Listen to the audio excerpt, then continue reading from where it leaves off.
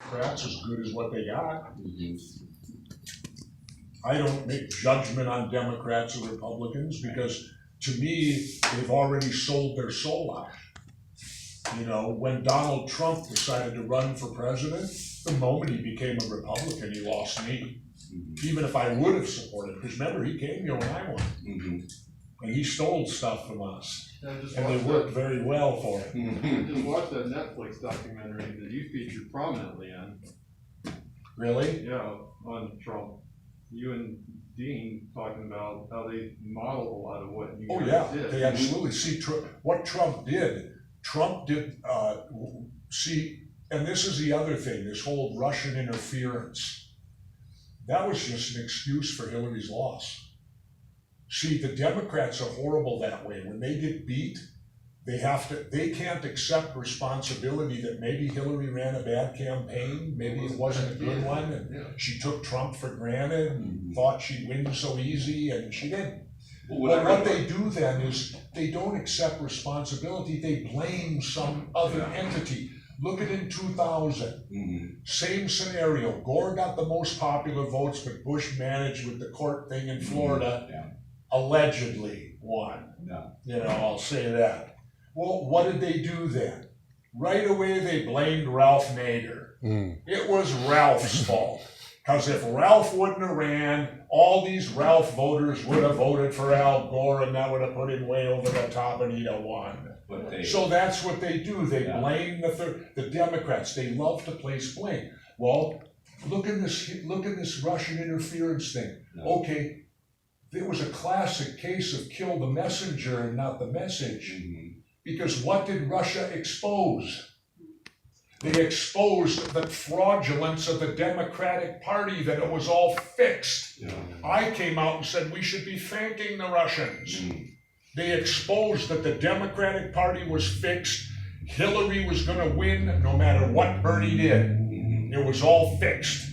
Well, they got that all under the table, brushed that to Russian interference. The media forgot about what the interference showed.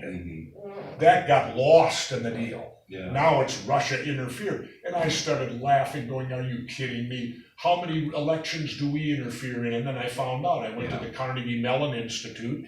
They did a huge study and discovered from 1948 to 2010, we've interfered in 81 elections in 45 different countries. And that's just till 2010. You can bet we're triple digits by now. In a decade, are you kidding me?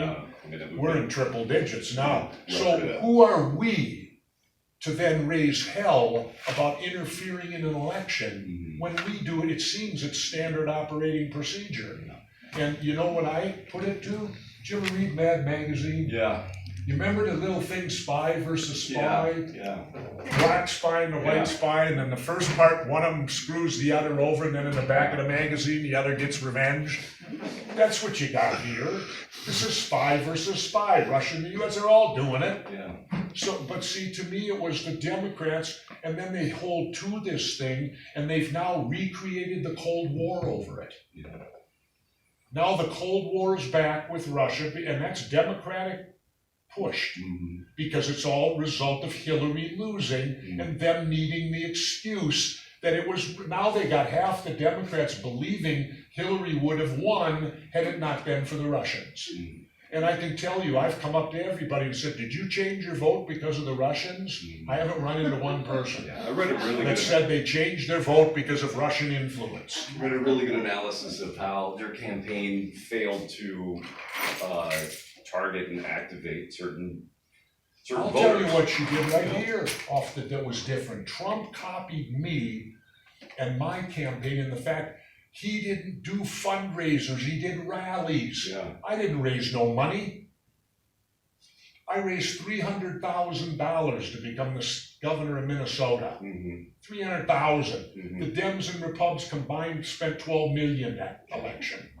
We went, I remember they came to me and they said, I said, I want to get booked at every college campus in the state. They said, Governor, or Jesse at the time. They said, Jesse, that's a huge mistake. College kids don't vote. You're wasting your time.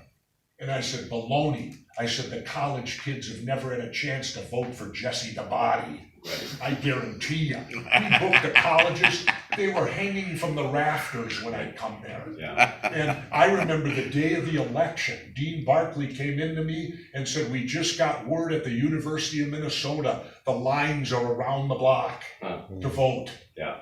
And that's what so you they failed to sat do. and told me, oh, don't go to colleges. But I said, you can go there if you're the right person. Yeah. And they did it just because they got to vote for Jesse the Body. Yeah. They didn't even